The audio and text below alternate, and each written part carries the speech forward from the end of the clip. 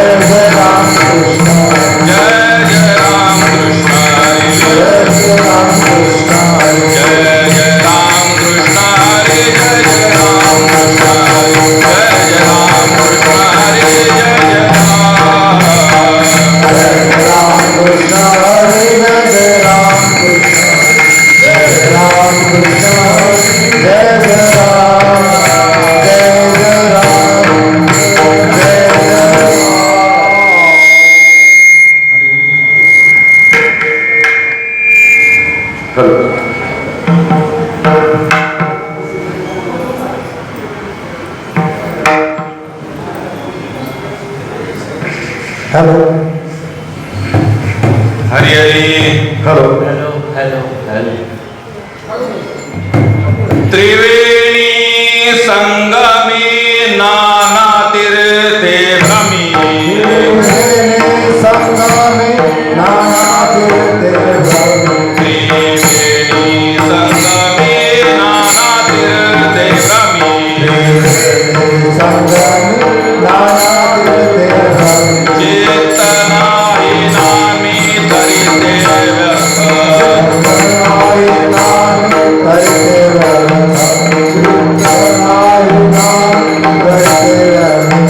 नामासे विमुख तो नर पापिया.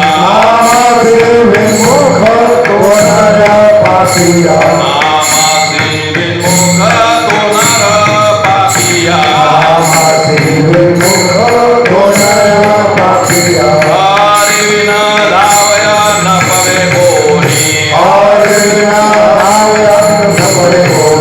हरि बिन धावया न पवे कोणी.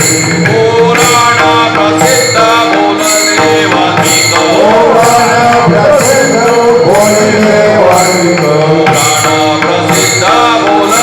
वाल्मिक. पुराण प्रसिद्ध बोलले वाल्मिक. नामे तिन्ही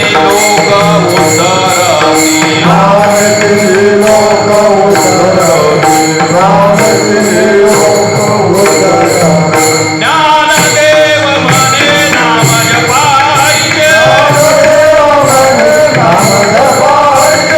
ज्ञानदेव म्हणे नाम जपायचे.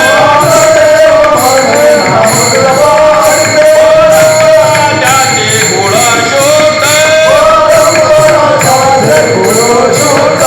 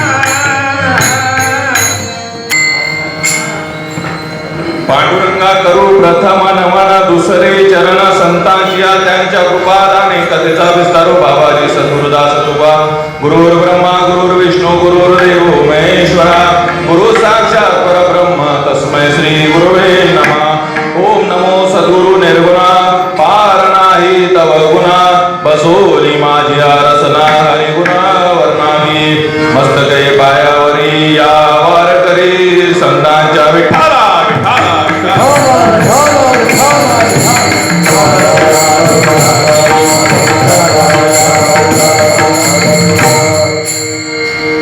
त्रिवेणी संगमी नाना तीर्थे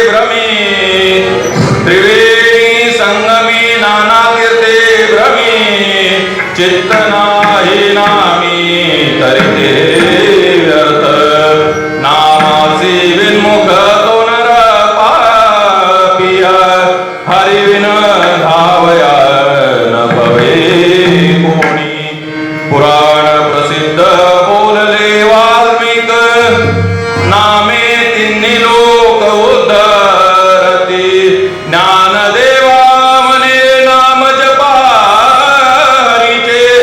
ज्ञानदेव म्हणे नाम जपारीचे परंपरा त्याचे कुळ शुद्ध हरिमुखे म्हणा पुण्याची गणना करी विठाला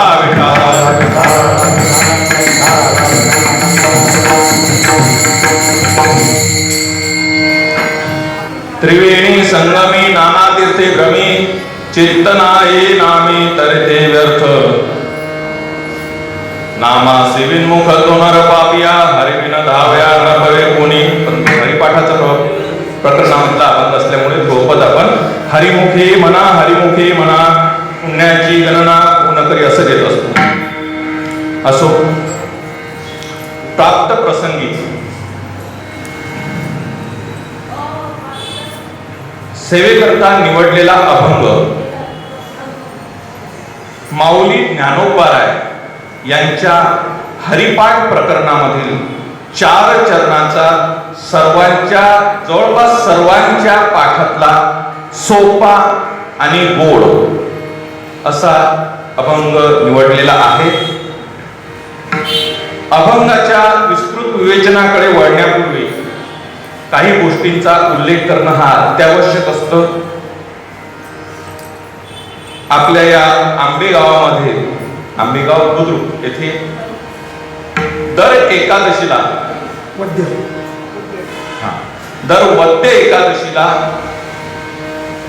दिवसभर भरगच्च कार्यक्रम असतात. काकड्यापासून सुरू होतं. अशा या कार्यक्रमामध्ये कीर्तनाचं सुद्धा आयोजन समस्त गावकरी तथा भजनी मंडळ सद्गुरु सेवा भजनी मंडळ. कारण कुठलंही कार्य करायचं म्हणलं म्हणजे एकल्याचा नव्हे. एकटा माणूस उभा राहून आता कीर्तनकार एकटा जरी उभा राहिला तरी साथीला जर गायक वादक नसले तर काय कीर्तन होईल का? नाही. तसं कुठलंही कार्य करताना त्याला एकट्याच नाही सर्वांचं सहकार्य लागतं. त्याप्रमाणे आपल्या या आंबेगावामधील समस्त गावकरी आणि भजनी मंडळी सर्व मिळून हा कार्यक्रम आपण साजरा करत असतो. गेल्या काही दिवसापासून मला माझ्या माहितीप्रमाणे कीर्तन तर अगोदरही चालूच होते, परंतु काही महिन्यापासून हरिपाठ प्रकरणावरती कीर्तन आपण सुरू केलेले आहे. त्यापैकी आजच ही कीर्तन सेवा माझ्यासारख्या पामराकडे आलेली आहे. माझ्या कपड्यांकडे तुम्ही अजिबात जाऊ नका. मी नेहमी सांगत असतो आजकाल पॅकिंगचा जमाना असल्यामुळे बादचं बुवा पॅकिंग मध्येच असं आहे. आतमधला माल कसा निघेल याचा भरोसा नाही. विठाला विठाला. कारण मला जाणीव आहे मी 2009 पासून या भागामध्ये आहे. मी बाहेरचा नाही बरं का, व गावातलाच आहे, पण सापडतो क्वचितच. 2009 पासून मी या भागामध्ये आहे आणि इथे मोठमोठ्या महात्म्यांचे कीर्तन होऊन गेलेले आहे. अशा अधिकारी गादीवरती माझ्यासारख्या पामराला उभं राहून सेवा करण्याची ही संधी तुम्हा आपल्या सर्वांच्या आशीर्वादाने आज चालून आलेली आहे. असो धावत्या वेळेत जे आपले वेळ आहे त्या वेळेमध्ये अभंगाचा जसा जसा का होईना आपण भावार्थ पाहण्याचा प्रयत्न करणार आहोत. कीर्तनाच्या साथीला उत्तम असे गायन साथ आहे, पखवाजाची साथ आहे आणि तुमच्यासारखे श्रोते सुद्धा ऐकायला आहे. मी मगाशी बोलून गेलो इथे मोठमोठ्या महात्म्यांची कीर्तनं होऊन गेलेली आहे, त्या अर्थी तुम्ही माझ्यासारखे 50 महाराज लोक खिशात घेऊन फिरतात एवढं नक्कीच आहे. विठाला विठाला.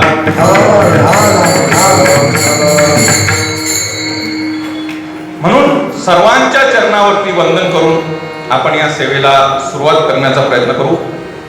हरिपाठ प्रकरण म्हटलं ना की आपल्या सर्वांना जवळचं वाटतं, कारण वारकरी संप्रदायाच्या नियमावलीमध्ये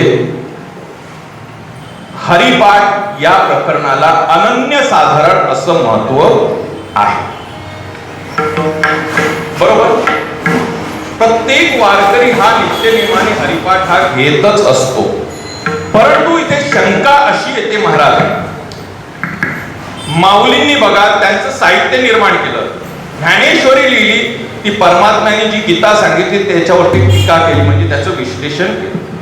स्वतःचा अनुभव म्हणून अमृतानुभव लिहिला आणि 1400 वर्ष तप करणाऱ्या चांगदेव महाराजांना आत्मानुभूती व्हावी म्हणून चांगदेव 65 लिहिली. ह्या तीनही ग्रंथांचं जर आपण बघितलं तर हे तिन्ही ग्रंथ बघितल्यानंतर खूप उच्च प्रतीचे आणि आपल्या लेवलच्या वरचे असे आपल्याला जाणवतात. आपण नेहमी म्हणत असतो ज्ञानेश्वरी म्हणजे काय, माऊलींनी गीता प्राकृत भाषेमध्ये सोपी करून सांगितली. मान्य आहे? मला सांगा किती लोकांना गीतेमधली एक ओवी तरी आचरणामध्ये आली, अनुभूती आली का त्याची? एक तरी ओवी म्हणलेला आहे ना, एक तरी ओवी अनुभवावी म्हटलंय ना, आली का?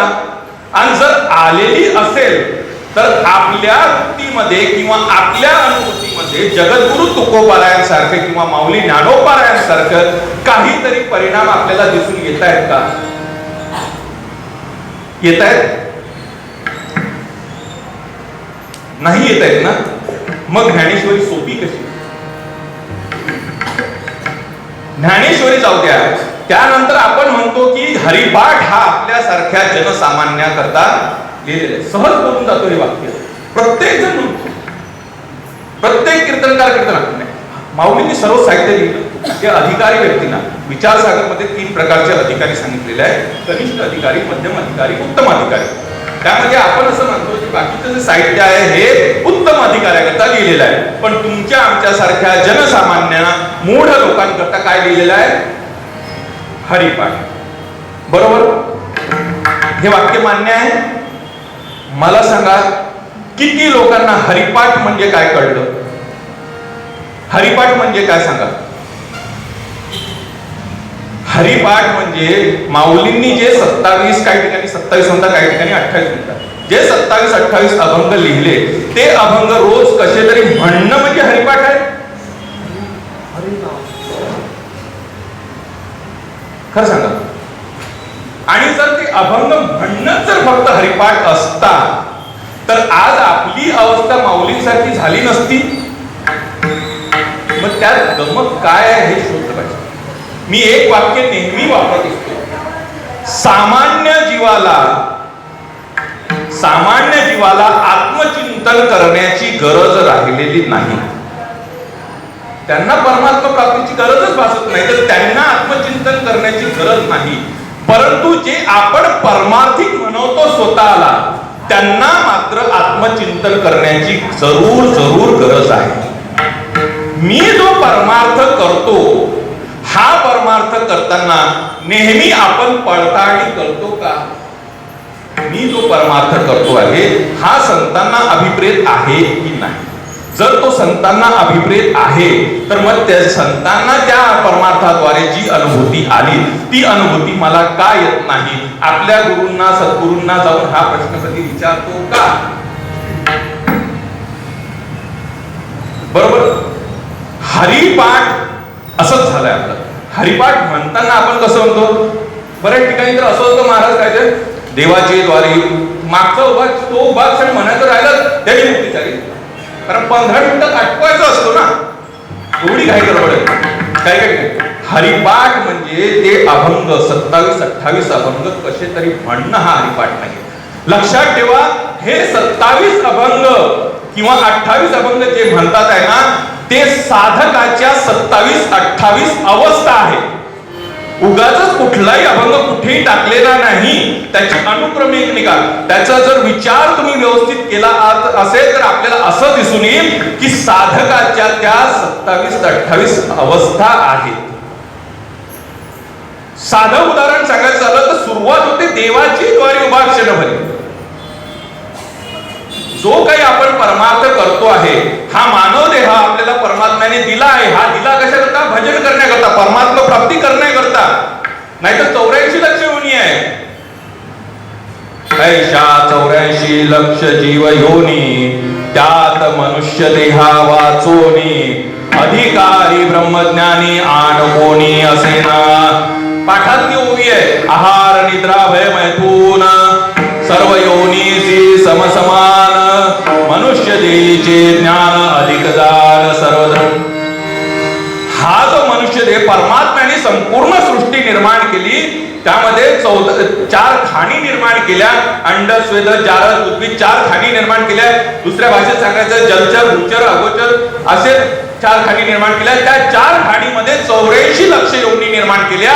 परंतु ही संपूर्ण सृष्टी पाहिल्यानंतर परमात्म्याला असं समजून केलं की ऐशा 84 लक्ष योनी, सरजोनी पाहे परतोनी, तव निज प्राप्ती लागोनी, न देखी कोणी अधिकारी. परमात्मा प्राप्ती करता यामधली कुठलीही योनी जी आहे ही योग्य नाही. हे मानव देहातच हे शक्य आहे.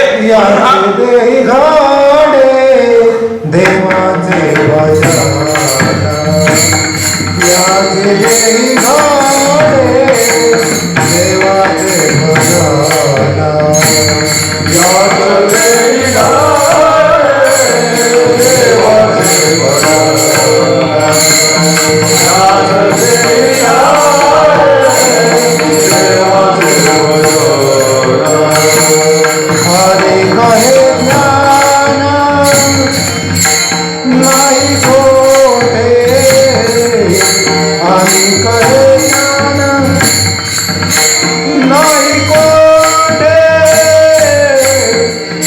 सुपादाने कथे चालतारे, त्यांच्या कृपादाने कथे चालतारे. हरे कहे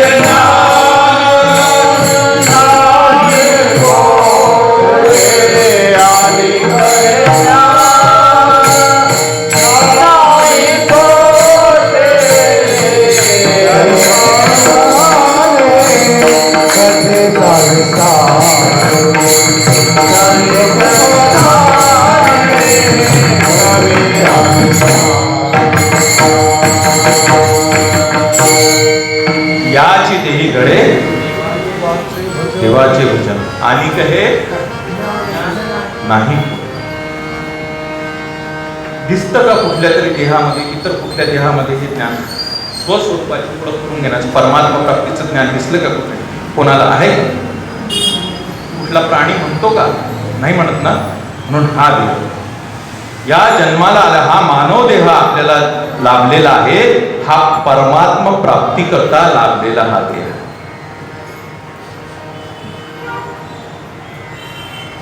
देवाचं भजन करण्याकरता, त्या देवाची ओळख करून घेण्याकरता हा देह आपल्याला लाभलेला आहे. कोणत्या देवाची हो? कोणत्या देवाची? आपला विषय इथे आला. कोणत्या देवाची? या देहामध्ये राहून भजन पूजन करायचं आहे, पण कुठल्या देवाचं? जसं आपण आलो होतो कुठे? हरिपाठाचा पहिला अभंग आहे. काय अभंग आहे? देवाची द्वारी क्षणभरी तेने मुक्तिचारी, साधिलेल्या देवाच्या वारामध्ये उभं राहिल्यानंतर किती वेळ? 1 क्षण उभं राहिल्यानंतर तेने मुक्तिचारी. बरोबर, मान्य आहे? मला सांगा, आपण लहानपणापासून किती वेळा मंदिरामध्ये उभं राहिलो? एका मुक्तीची अनुभूती आली का? का नाही आली?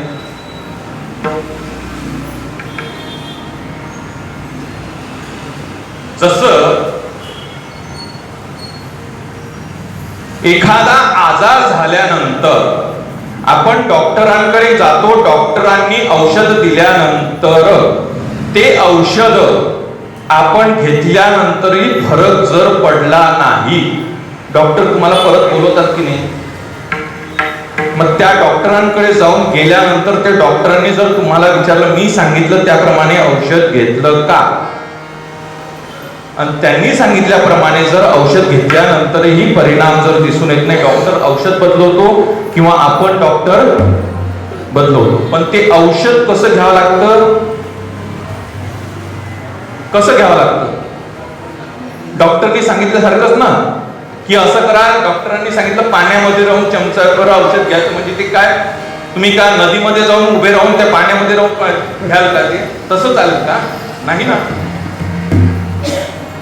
त्याप्रमाणे आपण जो परमार्थ करतोय, हे संत हे डॉक्टर आहेत आणि भवरोग झालेला जो आपल्याला जो भोग झालेला आहे तो घालवायला डॉक्टर आपण त्यांच्याकडे गेलेलो आहे आणि त्यांनी आपल्याला उपाय सांगितला आहे, तो त्यांनी सांगितल्याप्रमाणे केला पाहिजे. देवाचे द्वारी उभा क्षण भरी. मी जर आयुष्यभर लहानपणापासून मंदिराच्या मध्ये उभा राहतो तर मला एक क्षण का मी एक तास उभा राहतो, तासन तास उभा राहतो, परंतु मला एकाही मुक्तीची जर अनुभूती येत नसेल तर मी चुकतो कुठे याची पडताळणी केली पाहिजे. मी गमतीने मुद्दाम सांगत असतो, कीर्तनकार लोक येतात ना, नेहमी सांगतो, मला मुद्दाम गमतीने सांगतो, कीर्तनकार लोक असतात ना, ते कधी असे जमिनीवर चालतच नाही, हवेतूनच चालत नाही. हवेतून आले ना, आता त्यातले कोण ना कोणीतरी आपले गुरुच असतात की ज्यांच्या हातून माळा घातलेली असते. कीर्तन करायला म्हणायचं बघ, इथे सांगितलं, देवाचे द्वारी उभा क्षण भरी देणे मुक्तीचारी सांगितल्या. बरोबर, मी काही संस्थेत गेलो नाही, मी तर घरी बसून तुम्ही जे सांगितलं तसंच करतोय. बरोबर, तुम्ही संस्थेत गेले, तुम्ही अभ्यास केला, मग देवाच्या द्वारात उभं राहिल्यानंतर, एक क्षण उभं राहिल्यानंतर जर चारही मुक्ती साध्य झातात तर मला एकही का येत नाही? तुमचं पाकिट किती आहे? 1000 रुपयानं. अजून 1000 रुपये माझ्याकडून घ्या, पण माझ्या प्रश्नाचं उत्तर द्या, का होत नाही? कारण आपली अवस्था अशी झाली आहे. मी एक विनोद सांगतो. एक बाई घरामध्ये शिवणकाम करत होती. शिवणकाम करता करता लाईट गेली, त्या बाईची सुई घरामध्ये पडली. ती सुई पडली आणि अंधारामध्ये आता कसं शोधणार? दृष्टांत आताच्या काळातला नाही. तुम्ही म्हणा मोबाईलला लाईट लावून लगेच, आताच्या काळात, जुन्या काळातला असं घर होतं की जिथे रॉकेलची पण व्यवस्था नव्हती. मग त्या बाईनी काय केलं, आणि आता घरातही सुई सापडल्या जाणार नाही, असं करते, बाहेर जो रस्ता आहे रस्त्यावर गव्हर्नमेंटची जी लाईट चालू होते त्या लाईटाच्या प्रकाशामध्ये मी शोधते. मला सांगा, त्या बाई तिथे बाहेर गल्लीमध्ये जाऊन ती शोधला लागलाय आणि असं किती वेळ शोधल्यानंतर त्या बाईला ती सुई सापडेल हो? त्या बाईला कोणी सुज्ञ बाई आली तर सांगेल की बाई इथे शोधून उपयोग नाही, तुझ्या घरामध्ये लाईट लावून ती शोधावं लागेल. तशी आपली अवस्था झालीये. आपल्याला सद्गुरु तसे भेटले पाहिजे. होतं मुळात काय, कीर्तनकार महाराज आपले गुरु सद्गुरु घरी आले ना की आपल्या ह्या शंका नसतातच, हे गाथा वगैरे हे नसतच. महाराज आपण हा बंगला बांधला, ही गाडी घेतली, ठीक आहे, अरे काय करायचं तुझ्या गाड्या बंगल्या याच्याविषयी चर्चा. गुरूंना प्रश्न विचारले, मी साधना करतोय, मला ही अनुभूती येत नाही, मला ती अनुभूती येत नाही, तुम्ही सांगितलं हे असं होत नाही, हे होत नाही. देवाच्या द्वारामध्ये उभं राहिल्यानंतर, एक क्षण उभं राहिल्यानंतर जर चारही मुक्ती, मला चारपैकी एकाही मुक्तीची अनुभूती येत नसेल तर ती का येत नाही, हा प्रश्न आपल्या सद्गुरूंना विचारला पाहिजे. त्याचं कारण असं आहे, ज्याप्रमाणे ती बाई रस्त्यावर सुई शोधत होती ना, तसा देव आपण बाहेर शोधतोय.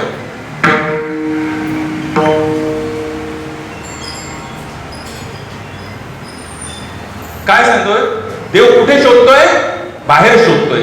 कारण देवाची द्वारी, देवाचं द्वारच माहिती नाही. एक सांगतो, अभंग माहिती असेल आपल्या सर्वांना, काया ही पंढरी, आत्मा हा विठ्ठल पाठ सर्वांच्या बरोबर ऐकलेला बसणार. हा जो देह दिलाय ना परमात्म्याने, हा देहच एक मंदिर आहे. या देहाला 9 द्वार आहेत. या 9 द्वारापैकी 3 द्वार मुख्य आहे. कोणते? नाक, कान आणि डोळे.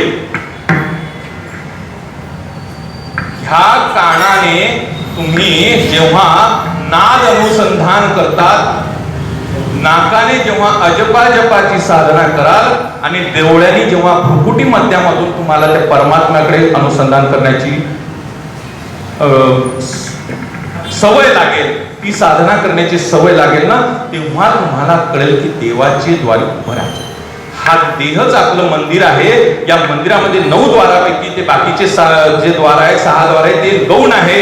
हे 3 द्वार मुख्य आहे. या 3 द्वारामध्ये उभं राहण्याची कला आपल्याला आली पाहिजे. आणि ती कला आल्यानंतर तिथे एक क्षण उभं राहावं लागते. आता उभंच का राहावं लागते? देवाचे द्वारी बसा क्षणभरी का नाही म्हटलं? झोपा क्षणभरी का नाही म्हटलं?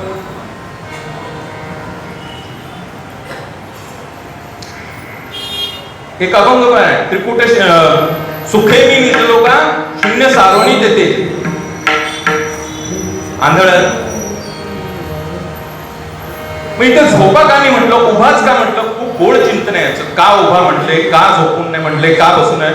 तिथे तुम्हाला त्या द्वारांमध्ये उभं राहता आलं पाहिजे. तेव्हा तुम्हाला परमात्म्याची अनुभूती येते. आणि 10व्या द्वारात जेव्हा तुम्हाला एक क्षण उभं राहतं, 10व्या द्वारामध्ये जेव्हा 10वं द्वार म्हणजे जिथून आपलं जेव्हा देह निर्माण होतो, आईच्या उदरामध्ये जेव्हा देह निर्माण होतो, जी गोडी असते, त्या गोडीमध्ये तो आत्मा जेव्हा स्थापन होत असतो, त्या स्थापनेच्या जागेवर एक द्वार आहे, त्याला 10वें द्वार म्हटलं जातं. त्या द्वारामध्ये ज्या दिवशी तुम्हाला उभं राहता येते, ते खरं द्वार देवाचं, ते देवाचं द्वार. तिथे एक क्षण उभं राहिलं की तेने मुक्तीचारी साधिल्या. या देहामध्ये तो देव आहे. आपण म्हणतो ना, आपुला तो एक देव करून घ्या. तो म्हणजे काय? तो परमात्मा. पुढे काय म्हणतात? तो हा विठ्ठल बरोबर. वेदांचे 4 महावाक्य आहे. ते महावाक्य आणि अभंग असे जुडतात बघा. आपुला तो एक देव करुणी घ्यावा. कोणता? तो सुंदर ते ध्यान. पुढे तो हा विठ्ठल बरोबर. ह्या नावाची फार गंमत आहे. त्याला विठ्ठल का म्हटलं जातं, पांडुरंग का म्हटलं जातं, हे वेगवेगळे नाव का लावले जातात, त्याची सुद्धा गंमत आहे. परंतु असा हा परमात्मा आपल्या 15व्या अध्यायात सुद्धा सांगितलंय, ममवंशो जीवलोके जीवभूत सनातना मनःष्टानि इंद्रियाणि प्रकृतिस्थानी कर्षति. जे 4 वेदांचे 4 महावाक्य आहेत, त्याचंच विश्लेषण इथे पण आहे की तो जो परमात्मा आहे तोच आत्मा आहे. परंतु या इंद्रियांच्या संघामुळे किंवा मायेच्या संघामुळे तो जीव अवस्थेला प्राप्त झालेला आहे. आपली ती अवस्था आहे. मग ह्या जीव अवस्थेला प्राप्त झाल्यानंतर आपल्यासारख्या जनसामान्यांना इथे उपदेश करतात आहे माऊलींना. माऊलींचा एक अभंग आहे बघा. हरी देहाच्या दीपकी एक वस्तू चोख. देहाच्या दीपकी एक वस्तू चोख.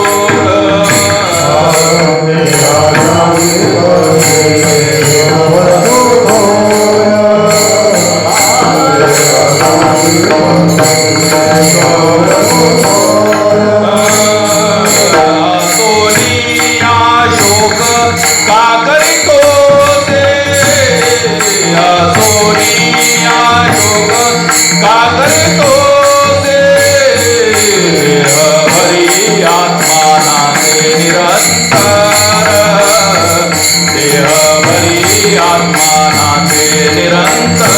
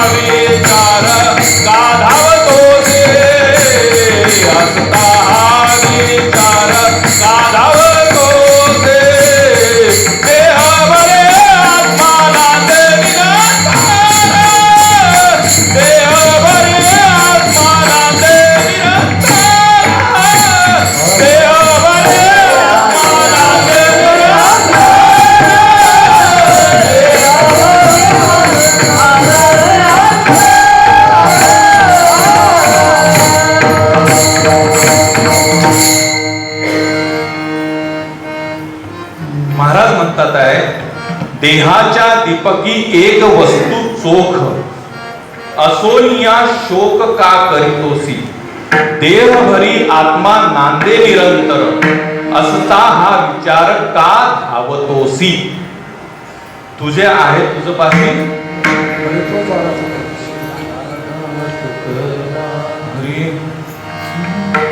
देव देव मनोनी व्यर्थ का फिरसी, देव देव मनोनी व्यर्थ का फिरसी. देव देव मानोनी देव देव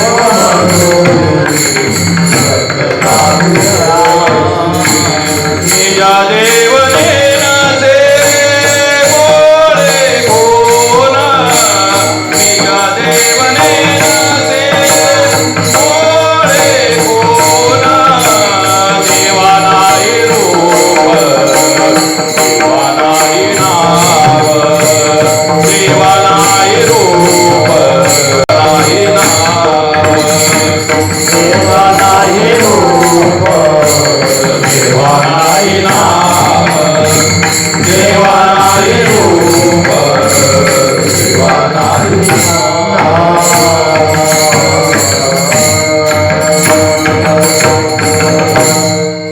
माऊली ज्ञानोबाराय म्हणतात आहे की देव देव करोनी व्यर्थ का फिरसी. देव देव करत जो तू इकडे तिकडे फिरतोय हा व्यर्थ का फिरतो. निज देव नेनसी मुडी कोण, देवा नाही रूप देवा नाही नाव. असा जो देव आहे स्वस्वरूपाची, जसं आपण परमात्मा आहे.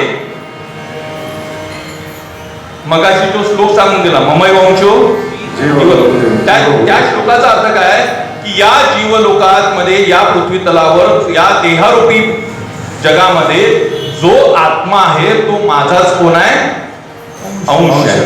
तत्वमसी महावाक्यात जे सांगितलं ते तत्व तू आहे, म्हणजे तो तू आहे. बरोबर, तो परमात्मा जो आहे. परंतु मायेच्या अधीन आपण झाल्यामुळे आपल्याला स्वस्वरूपाचा काय पडलाय, विसर कोण आहे, विसर पडलाय. आणि मी कोण आहे असं कोहम कोहम कोहम कोहम आपण इकडे तिकडे करत मुक्त फिरतो. होता परी बळे झाला बळ, मुक्त होता परी बळे झाला बळ. देवोनी छंद माझे माझे माझे, देवोनी छंद माझे माझे. मुक्त होता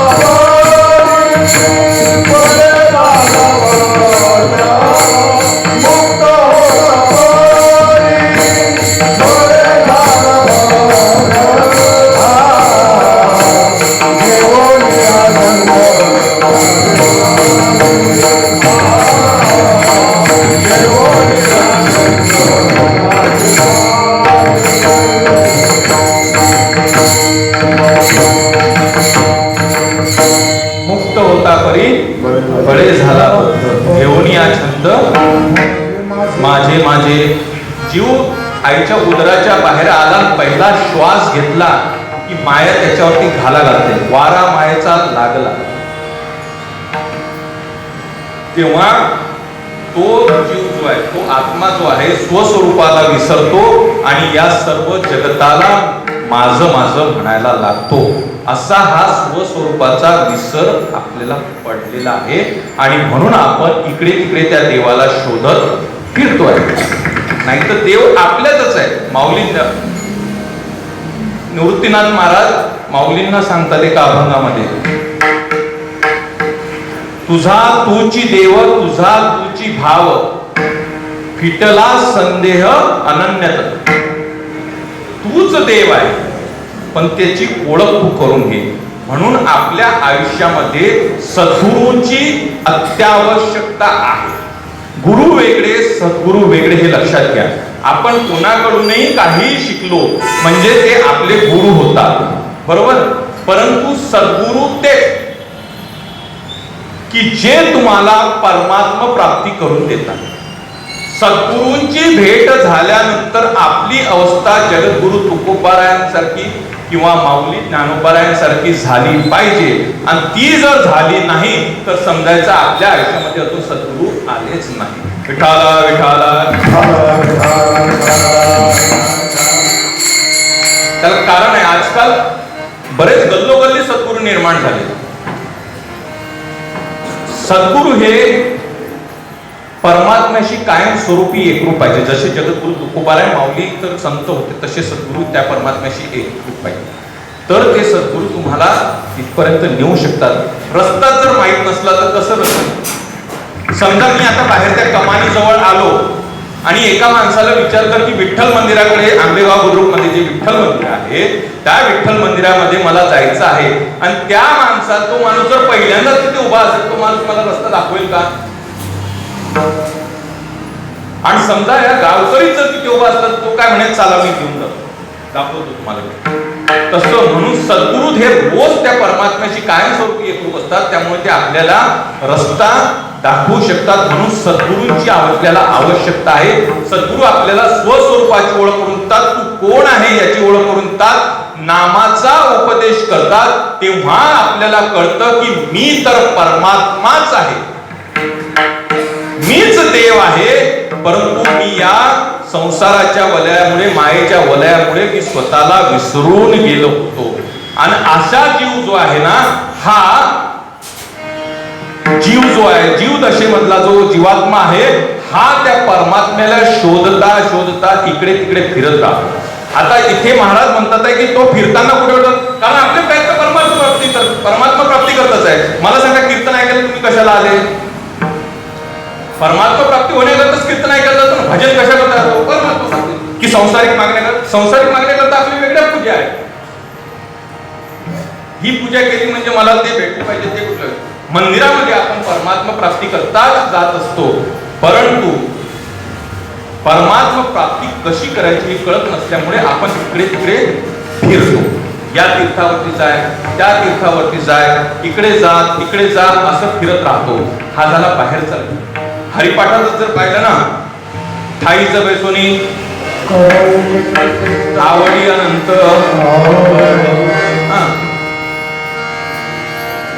मग एवढं सोपं जर सांगितलंय, म्हणून म्हणतो माऊलींचा हरिपाठ हा सोपा नाही. जर समजला असतं तर बरं, मला सांगा, आपण इकडे तिकडे फिरलो असतो का? हे तर बाहेरच्या दृष्टीने झालंय. आपण तीर्थस्थळावर गेल्यानंतर तिथे आपण करतो काय याला पण फार महत्व आहे. तिथे नामस्मरण भजन कीर्तनच झालं पाहिजे. पण हे जर झालं बाहेरचं, आता दोन प्रकारे साधना केल्या जाते, एक बहिरंग साधना, एक अंतरंग साधना. बहिरंग साधना म्हणजे हे आपण जे करतोय, आणि अंतरंग साधना म्हणजे सद्गुरूंद्वारा दिलेल्या साधनेद्वारे आपण जेव्हा परमात्मा प्राप्तीचा रस्ता चालतो, ती साधना म्हणजे अंतरंग साधना. आपला हा जो देह आहे, हे मी सांगितलं मगाशी तुम्हाला, मंदिर आहे बरोबर. या देहामध्ये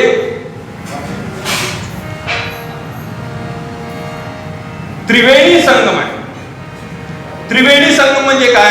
जिथे तीन गोष्टी एकत्र येतात ते त्रिवेणी संगम.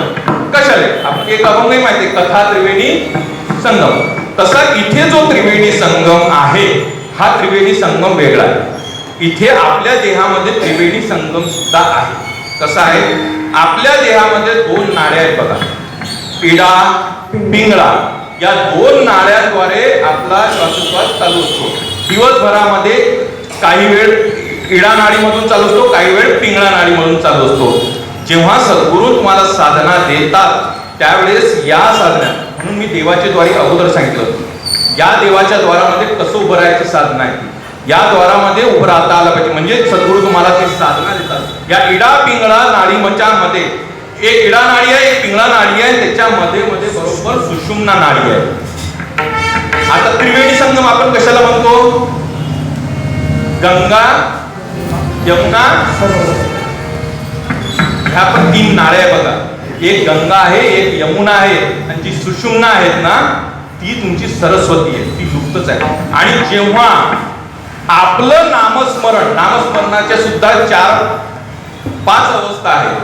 वैखरी वाणीचं नामस्मरण, मध्यमा वाणीचं नामस्मरण, पश्चंती वाणीचं नामस्मरण, परावाणीचं नामस्मरण आणि या चारही वाणीच्या पलीकडे गेल्यानंतरचं जे नामस्मरण आहे ते आपोआपच होते. ते तुम्हाला कळतही नाही, काहीच नाही. जशी जाणीव नेणीव भगवंती नाही ही जी अवस्था आहे त्या अवस्थेमध्ये जे नामस्मरण होते हे 5व्या अवस्थेचं नाम. त्या चारही वाणीच्या पलीकडे गेलेलं नाम. मग त्यापैकी ही जी आपली अजपा जपाची साधना आहे, ही साधना चालू असताना जेव्हा तुमचं नामस्मरण म्हणजे तुमचा श्वासोश्वास हा इडा किंवा पिंगळा नाडीमधून न जात असता जेव्हा सुषुम्नेमधून व्हायला लागतो ना, तेव्हा खरं आपलं नामस्मरण चालू होतं, हे लक्षात ठेवा. आणि त्यावेळेस तुम्हाला तो हरी कोण आहे याची अनुभूती यायला सुरुवात होते. तोपर्यंत हरीची अनुभूती येत नाही, तोपर्यंत बोलाचा. मग ह्या आता अजून एक गंमत आहे बघा. इडा पिंगळा सुषुम्ना बरोबर, आणि तिथे त्या एकत्र होतात, भ्रुकुटी मध्यामध्ये एकत्र होतात, तिथे झळप आहे. जे जे आपल्या धर्मामध्ये आहेत गोष्टी, त्या गोष्टीचं सूक्ष्म चिंतन केलं ना तर ह्या गोष्टी लक्षात येईल. कधी शंकराची पिंड पाहिली? शंकराची पिंड पाहिली बरोबर बघा, 2 अशा नाळे आणि मधोमध बरोबर काय ते नकाशा आहे, परमात्मा प्राप्तीचा नकाशा आहे. आज्ञाचक्रामध्ये जाण्याचा, भ्रुकुटी मध्यामध्ये जाण्याचा आहे. आणि हे बघा आता कम्पेअर करा, इडा पिंगळा सुषुम्ना आणि भ्रुकुटी मध्य. मग हे जे अजपा जपाची साधना आहे, म्हणजे एक अजून अभंग आहे, ज्ञानदेवा मौन जपमाळ अंतरी. ती माळ सुद्धा आपल्या अंतरात आहे, पण ती माळ म्हणजे ही श्वासोश्वास ही अखंड चालू आहे. दिवसाला 21,600 असे श्वास होत असतात. तेवढा नामजप आपला या अजपा जपाच्या साधनेद्वारा झाला पाहिजे. मग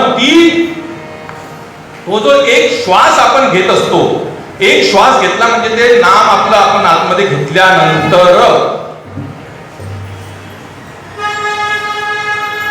तो श्वास 10 प्राणांमध्ये विभागला जातो. पंचप्राण आपल्याला माहिती आहे, व्यान, उदान, समान, प्राण, अपान हे माहिती आहे. त्यानंतर अजून पंचोपप्राण आहे, नाग, कूर्म, कृकल, देवदत्त, धनंजय. आणि या सर्व प्राणवायूद्वारे तो श्वास आपल्या संपूर्ण शरीरामध्ये फिरत असतो. एक सिद्धांत बघा, यत पिंडी तत् ब्रह्मांडी किंवा यत ब्रह्मांडी तत् पिंडी. कसंही घ्या, जे जे या ब्रह्मांडामध्ये आहे ते ते या पिंडामध्ये आहे. मथुरा सुद्धा इथेच आहे, गोकुळ सुद्धा इथेच आहे, कृष्ण मथुरेतून नंद यशोदा सुद्धा इथेच आहे, रामायण महाभारत सुद्धा इथेच आहे. ते कळलं पाहिजे. समुद्र मंथन सुद्धा कळलं पाहिजे. समुद्र मंथनातले ते 14 रत्न काय, ते 14 नाद आहे. साधनेला लागल्यानंतर ते 14 नाद लागतात. ते 14 नाद म्हणजे ते 14 रत्न आहे. त्याच्या पलीकडे गेल्यानंतर तो परमात्मा हे कळलं पाहिजे. मग अशा प्रकारे तो श्वास सर्व तीर्थांवरती फिरतो की नाही, या त्रिवेणी संगमावरती जातो. आणि या त्रिवेणी संगमावरतून त्या 10 प्राणांमध्ये तो विभागला जातो आणि त्या 10 प्राणांद्वारे संपूर्ण शरीरामध्ये फिरतो. परंतु हे फिरणं तोपर्यंत व्यर्थ आहे जोपर्यंत सद्गुरूंची कृपा होऊन त्या प्राणाला शरीरामध्ये इकडे तिकडे फिरण्याऐवजी त्या परमात्म्याच्या चरणावरती अर्पण कसं करावं हे कळत नाही तोपर्यंत. म्हणून आणि ती कला सद्गुरू शिकवतात, म्हणजे त्या श्वासोश्वासाला, त्या नामाला, त्या नाम कसं घ्यायचं त्याच्यावरती लक्ष ठेवलंय. काय म्हटलंय, त्रिवेणी संगमी नाना तीर्थ प्रभू चित्त नाही नामी. जे हे नाम आपलं अखंड चालू आहे, ती माळ अखंड चालू आहे, पण त्याच्यावर चित्त नसल्यामुळे आपलं हे सर्व फिरणं व्यर्थ आहे. हेच महाराज अभंगाच्या प्रथम चरण. त्रिवेणी संगमे नाना तीर्थे भ्रमी, त्रिवेणी संगमे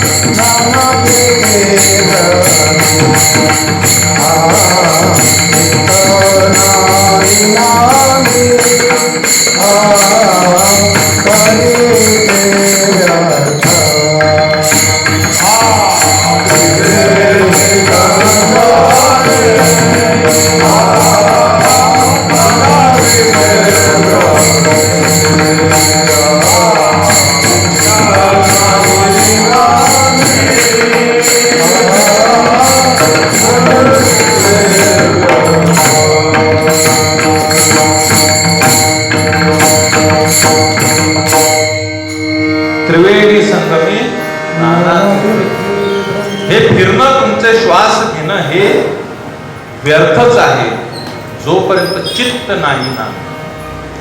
तुम्हाला सद्गुरूंनी नामाचा जर उपदेश केलेला नसला तर हे सर्व व्यर्थच आहे. श्वास घेतोच आहे की आपण? श्वास न घेता कोणी राहू शकतं का? श्वास, परमार्थामध्ये श्वास ही फार महत्वाची गोष्ट आहे. श्वास जर कळला नाही तर परमार्थ कळला नाही. म्हणून आपण असंच फिरतोय, व्यर्थ फिरतोय. पुढे महाराज म्हणतात चित्त नाही नामी तर हे आपलं जे फिरणं आहे हे व्यर्थ आहे. अंतःकरण चतुष्टयामध्ये मन, बुद्धी, चित्त, अहंकार 4 प्रकार. अंतःकरणाच्या परिणामी वृत्तीस ह्या 4 म्हटलं: मन, बुद्धी, चित्त, अहंकार. साधकाच्या अवस्थेनुसार संत कुठलाच बोल उगाचच कुठे काही टाकत नाही. काही ठिकाणी मन म्हटलंय, काही ठिकाणी बुद्धी म्हटलं आहे आणि इथे चित्त म्हटलंय. अनेक अभंग आपल्याला माहिती आहे. माझे चित्त तुझे पाया पडली पंढरीराया.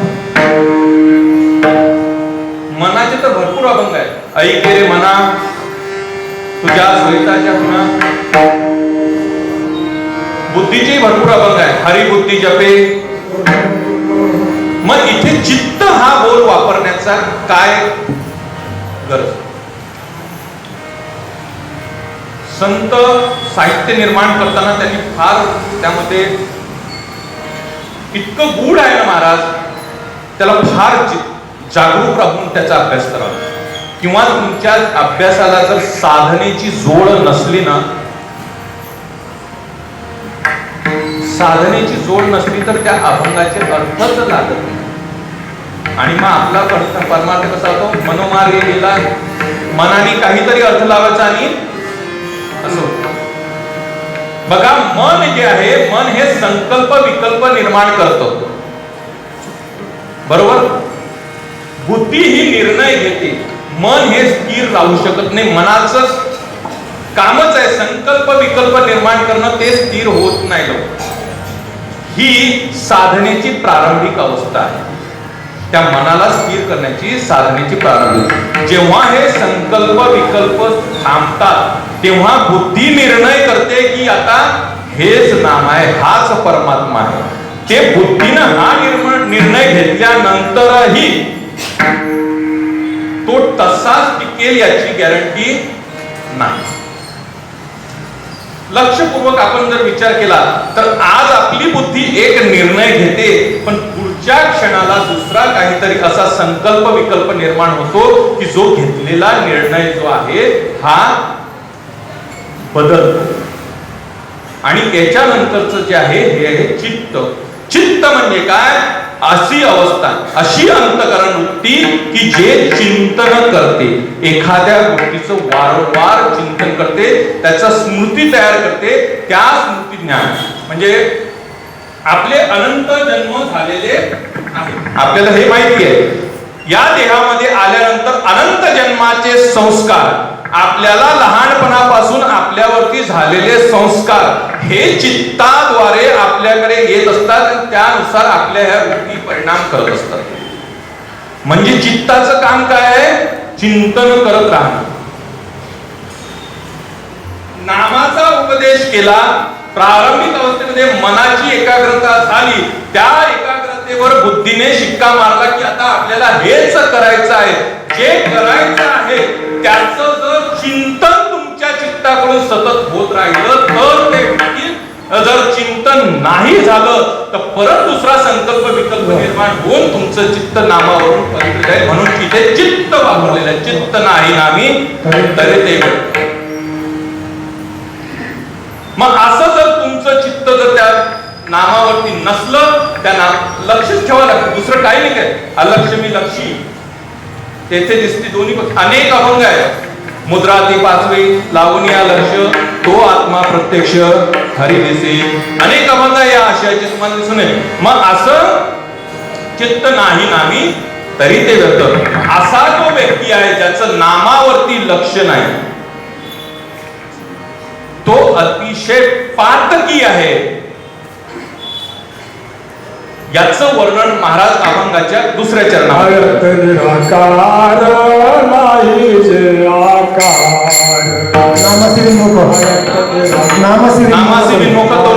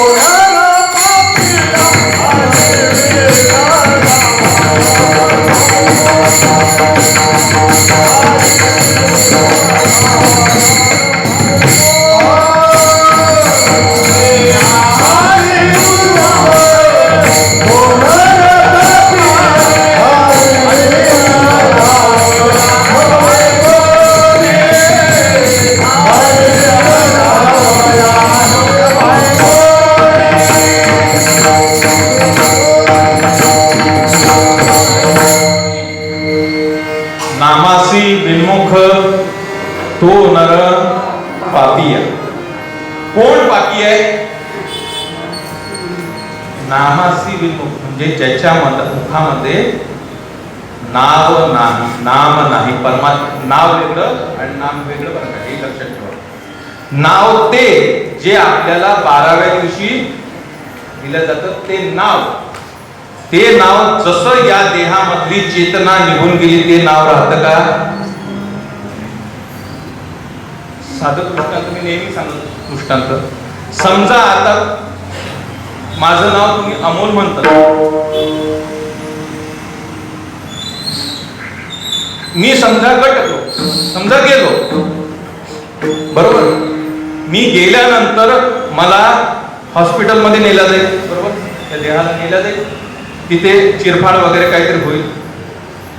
मग तुम्ही लोक माझ्या घरी जमले समजा, पुरवण्याच्या तयारीला लागले. तिथे पोस्टमार्टमला उशीर लागायला लागला. तेवढ्यात वैतागून झाल्यानंतर तेव्हा तिकडून ते ॲम्ब्युलन्स आली. ते येत असताना तुम्ही कोणीतरी एकमेकाला विचारत आहोत का, अमोल बुवा आले नाही अजून,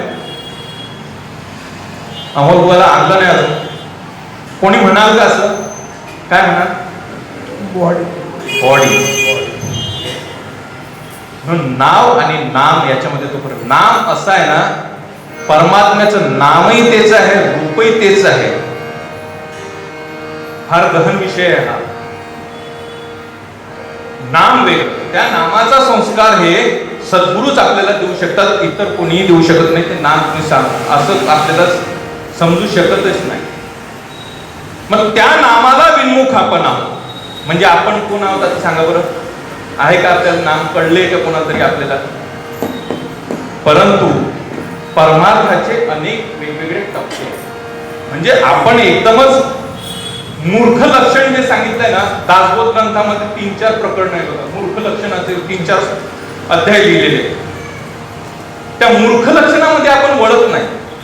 थोडस त्याच्या वर, थोडस. म्हणजे आपण बालवाडीमध्ये आहे. काय होतं, साधनेला लागल्यानंतर काय होतं की 2 प्रकारची साधना आहेत. जे अंतरंग साधना करतात, जे बहिरंग साधना करतात. अंतरंग साधना मिळाल्यानंतर एखाद्या वेळेस काय होतं, जर तुम्ही सद्गुरु कृपेमध्ये सद्गुरूच्या संपर्कात नसले, तुमची साधना जर सद्गुरूंच्या मार्गदर्शनात जर होत नसली ना, तर अहंकार निर्माण होतो आणि आपण बहिरंग साधना करणाऱ्यांना, सगुण साधना करणाऱ्यांना कमी लेखायला सुरुवात करतो. संतांचा आपण विचार करत नाही. संतांनी सांगितलं सगुण निर्गुण हे वेगळे नाही. परंतु आणि सगुणवाल्यांचं काय होतं की ते हे नाही असं म्हणून जातो. परंतु अद्वैत तत्वज्ञान जे माऊलींनी किंवा आधी करून सर्व संतांनी जे अद्वैत तत्वज्ञान सांगितलं, जे केवलाद्वैत तत्वज्ञान सांगितलं, त्याचा विचार आपण करत नाही. हे सर्व एकच आहे. म्हणून मी म्हणत होतो की आपली सुरुवात आहे. आपण अजून बालवाडीत आहोत. आपल्याला PhD पर्यंत जायचं आहे.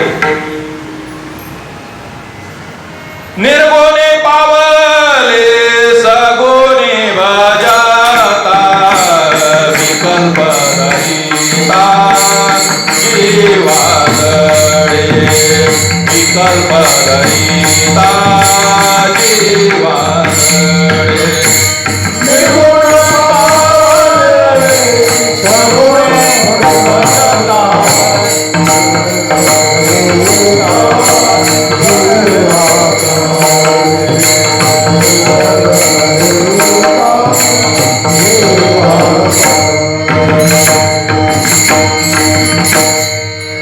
निर्गुणी पावले सगुणी भजता, विकल्प धरिता जीवागडे. हे नाम जे आहेत ना, ही नाम साधना आपल्याला मिळाली पाहिजे. ती जर नाही केली तर नामासे विन्मुख तो नर पापी. आणि पाप जर जमा झाले तर आपल्याला कुठली योनी प्राप्त होईल काय होईल. आणि आपल्याला तर हे जन्म मरणाचा फेरा चुकवायचा आहे. मग आपल्याला काय करावं लागेल? जर जन्म मरणाचा फेरा जर चुकवायचा असेल तर आपल्याला काय करावं लागेल? पाप जमवलं तर कुठली योनी प्राप्त होईल याचा काही अंदाज नाही. पण हे जन्म मरणाचा फेरा चुकवायचा असलं तर आपल्याला काय करावं लागेल? बोला, काय करावं लागेल? नामस्मरण करावं लागेल. अजून काय? जर पाप जर केलं तर तुम्हाला ही योनी कुठली योनी प्राप्त होईल याचा काही भरोसा नाही. आणि जन्म मरण टोळायचं असलं तर काय करावं लागेल? पुण्य कमवावं. म्हणा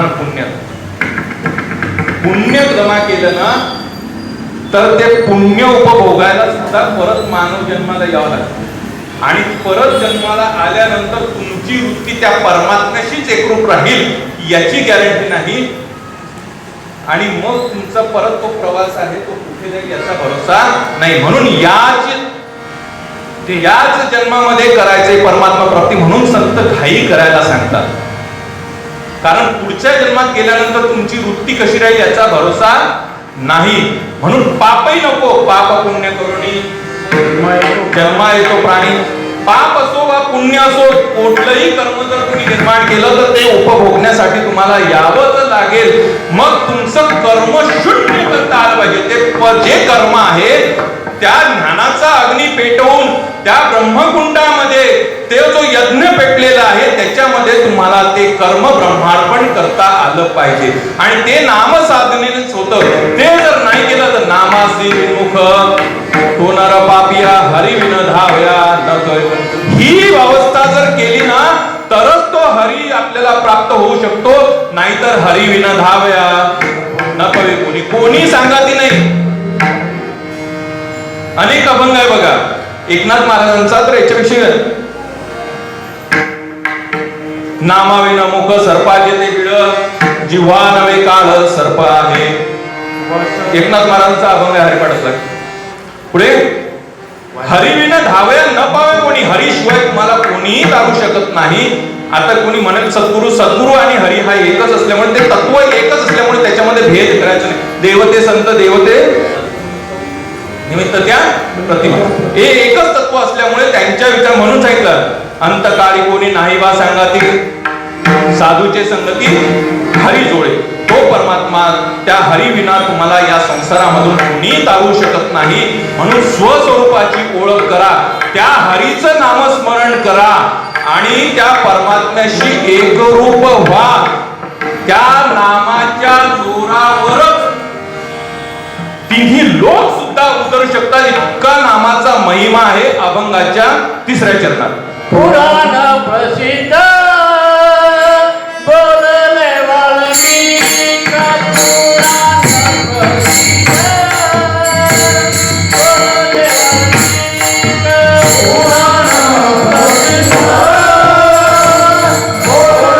वाल्मिकी पुराण प्रसिद्ध बोलले वाल्मिकी पुराण प्रसिद्ध.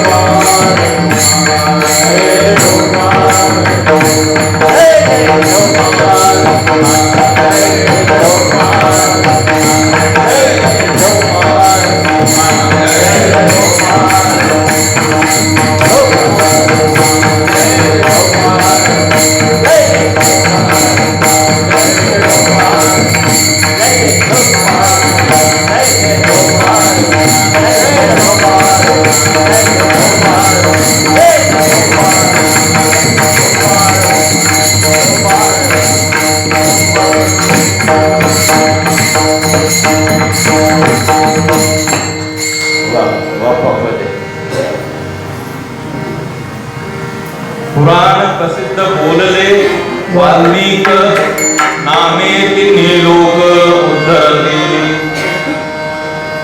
हरिपाठाच्या दुसऱ्या अभंगात सुद्धा हेच आहे. चहुवेदी जाण षटशास्त्री कारण 18 पुराणे. म्हणजे काय, जेवढं काही साहित्य. आता इथे पुराण प्रसिद्ध बोललेले वाल्मिक का म्हणतंय की वाल्मिक ऋषींनी किंवा व्यासदेवांनी जेवढं साहित्य निर्माण केलेलं आहे आपल्या धर्माचं, परमार्थिक साहित्य जेवढं निर्माण केलंय, सर्व साहित्याचा जर पाया बघितला तर हेच आहे. म्हणून इथे एकच वाईट दिली, पुराण प्रसिद्ध बोलले वाल्मिक. पुराणांमध्ये प्रसिद्ध असे वाल्मिक ऋषी हे सांगून गेले, नामे तिन्ही लोक धरती. कोणते तीन लोक? जर आपण या अभंगाचा अंतरंग दृष्टीने विचार केला तर आपल्याला लक्षात येईल, या देहामध्ये जर सर्व आहे म्हटल्यानंतर ते तीन लोक सुद्धा या देहामध्येच आहे.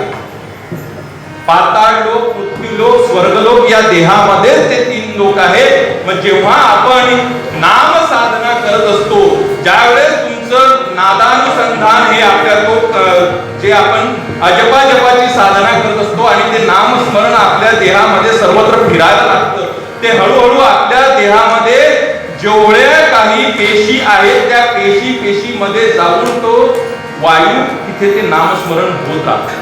जिथे जिथे आपल्या देहामध्ये प्राण फिरतो तिथे तिथे ते नामस्मरण आपोआप होत असतं. करावं लागत नाही, आपोआप होत असतं. आणि त्याचाच परिणाम असा होतो की तुमच्या देहाची शुद्धी व्हायला लागते त्या नामाच्या जागी. जर याचं अजून तुम्हाला विश्लेषण बघायचं असलं तर ज्ञानेश्वरीचा 6वा अध्याय उघडा. त्यामध्ये कुंडलिनी शक्ती उर्ध्व झाल्यानंतर ती कशी कशी या प्राणवायूच्या द्वारे संपूर्ण शरीरामध्ये जाऊन कसं कसं सर्व शोषण करते आणि हा देह कसा शुद्ध होते याच्या ओव्या तुम्ही बघू शकता. आणि असं हे संपूर्ण देहामध्ये ते नामस्मरण व्हायला लागलं की त्या प्रत्येक जागी शुद्धता होते आणि तिथे ते परमात्म तत्व निर्माण होते. जे लपून बसलेलं परमात्म तत्व आहे ते प्रगट होते, ते प्रकाश तत्व प्रगट होते आणि ते नाद प्रगट होते. म्हणून जनाबाईच्या गोवऱ्या सुद्धा नाम घेत होत्या, चोखोपारायांचे हाड सुद्धा नाम घेत होते. कारण त्यांच्या रोम रोमामध्ये नसा नसामध्ये त्या 72,000 नाड्या आहे ना, त्यामधून तो प्राणवायू ते नामस्मरण वाहत असतं आणि ते सर्व शुद्ध करून टाकतं आणि संपूर्ण तुमचा देहच परमात्मरूप होतो. आणि मग या देहामध्ये 14 भुवन सुद्धा तुमचे या देहामध्येच आहे, त्रिलोक सुद्धा या देहामध्येच आहे. कमरे खाली पाहिलं तर पाताळ लोक आहे, मध्ये हा मृत्यू लोक आहे, वर पाहिलं तर स्वर्ग लोक आहे. मग हे तिन्ही लोक सुद्धा उतरून जातात. का उतरून जातात म्हणलं असेल, आपल्या देहामध्ये अनेक जीवजंतू निर्माण होत असतात. क्षणाक्षणाला कित्येक बारीक बारीक जीव निर्माण होतात, मरतात. एक सृष्टी निर्माण होते, एक नष्ट होते. परंतु तुमच्या नामाचा परिणाम असा होतो की ते जे जंतू जीव सुद्धा निर्माण होतात, कुठल्याही लोकांमध्ये असले तरी त्या नामाच्या मुळे ते जीव सुद्धा मुक्त होतात. म्हणून नामे तिन्ही लोक उद्धरती, त्या तिन्ही लोकांमध्ये उद्धार होतो. पुढे महाराज म्हणतात, जो हे हरीचं नाम घेत असतो ना त्याचे कुळ सुद्धा शुद्ध होतं. हे अभंगाच्या शेवटी ज्ञानदेवा म्हणे नाम जपायचे, ज्ञानदेवा म्हणे नाम जपायचे, ज्ञानदेवा म्हणे नाम जपायचे, ज्ञानदेवा म्हणे नाम जपायचे, ज्ञानदेव म्हणे नाम जपायचे, ज्ञानदेव म्हणे नाम जपायचे, ज्ञानदेव म्हणे नाम जपायचे, ज्ञानदेव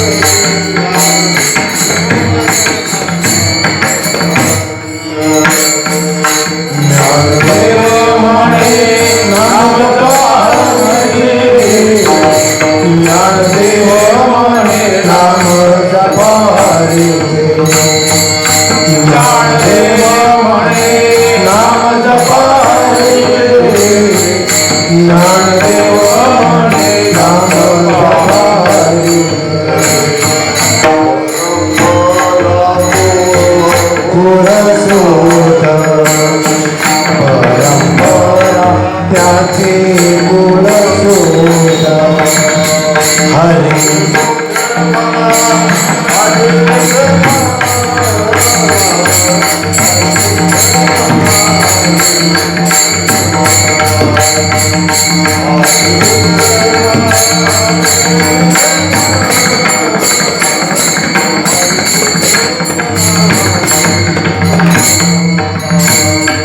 परंपरा त्यागे कुल सोदा परंपरा त्यागे कुल सोदा हरि मुखे म्हणा हरि मुखे म्हणा हरि मुखे म्हणा हरि मुखे म्हणा हरि मुखे म्हणा हरि मुखे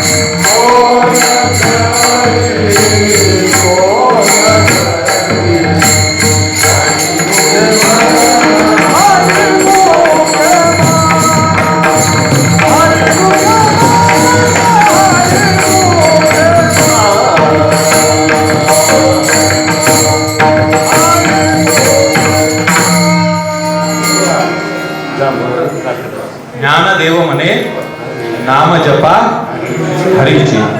हरी म्हणजे जो सर्व काही हरण करतो तो हरी. ज्या परमात्म्याशी एकरूप झाल्यानंतर जाणीवही राहत नाही, नेणीवही राहत नाही, किंवा ध्येय ध्याता ध्यान ह्या त्रिकुटीच्या पलीकडे जो परमात्मा आहे त्या परमात्म्याची प्राप्ती, त्या परमात्म्याचे नाम घेतल्यानंतर परंपरा त्याचे कुलशुद्ध, त्याच्या कुळाचा उद्धार होतो. असं आहे शास्त्रामध्ये असं लिहिलेलं आहे की मनुष्य जर त्या परमात्म्याशी एकरूप झाला तर तो 21 कुळाचा उद्धार करतो, आणि स्त्री जर त्या परमात्म्याशी एकरूप झाली तर ती 42 पिढ्यांचा उद्धार करते. म्हणून परंपरा त्याची कुलशुद्ध. म्हणून आपले पूर्वज सुद्धा जे आहेत ना ते वरतून अपेक्षा करत असतात की आपल्या घरामध्ये कोणीतरी भक्त निर्माण व्हावा. म्हणून आपण सुद्धा या पवित्र एकादशीच्या मुहूर्तावर परमात्म्याला, संतांना प्रार्थना करावी की माझ्या आयुष्यामध्ये असे सद्गुरू मिळवून दे, असे सद्गुरू पाठव की जे मला ही परमात्मा प्राप्ती करून देतील. कोणत्या मुहूर्तावर? एकादशीच्या मुहूर्तावर. म्हणजे काय? एवढीच एक वाक्य सांगतो. एकादशी म्हणजे काय? एकादशी म्हणजे काय? आपली एकादशी म्हणजे रोजचं जेवण फक्त बदलून वरीचा भात, साबुदाण्याची खिचडी खाणं किंवा गोळ गोळ खाणं ही आपली एकादशी. परंतु संतांना अपेक्षित असलेली एकादशी बघा, 5 ज्ञानेंद्रिय, 5 कर्मेंद्रिय, 11 मन, हे सर्व इंद्रिय एकत्र करून त्या परमात्म्याच्या चरणावरती ज्या दिवशी अर्पण होतील, ज्या क्षणाला अर्पण होईल त्यावेळी तुमचा वाचालय, वृत्तीलय, मनोलय हे सर्व झालेलं राहील आणि तुम्ही त्या परमात्म्याशी एकरूप व्हाल. तो एक क्षण देवाचे द्वार, तो एक क्षण म्हणजे एकादशी. त्या एका क्षणाला ते जे आपण ओंकारामध्ये जी माया पाहतो ना, अर्धमातृका, आपली चंद्रभागा बघा अशीच आहे. त्या अर्धमातृकेच्या वर तुम्ही गेलेले असतात आणि तिथे जे वाळवंट आहे तिथे ते परमात्म्याचे खेळ खेळा, जे आपले ग्रंथांमध्ये सांगितलंय ते खेळ खेळल्यानंतर तुम्ही त्या परमात्म्याशी एकरूप करतात. ती एकादशी आपल्याकडून झालेली पाहिजे. ही एकादशी हे फक्त नावाला आहे, फक्त अन्नाचा बदलायचा. म्हणून ती एकादशी सद्गुरूंच्या कृपेने साध्य करण्याचा प्रयत्न आपण आपल्या आयुष्यामध्ये करावा, अशी सर्वांच्या चरणी नम्र विनंती करून या ठिकाणी या सेवेला पूर्णविराम. ज्ञानेश्वर माऊली ज्ञानराज माऊली महाराज ज्ञानेश्वर माऊली ज्ञानराज माऊली महाराज ज्ञानेश्वर माऊली ज्ञानराज असो. झालेली सेवा माझे सद्गुरू परमपूज्य नाना महाराज पाटील आणि श्री गुरु वासुदेवजी महाराज आणि माऊली ज्ञानोबारा आदी करून सर्व संतांच्या चरणी अर्पण करतो.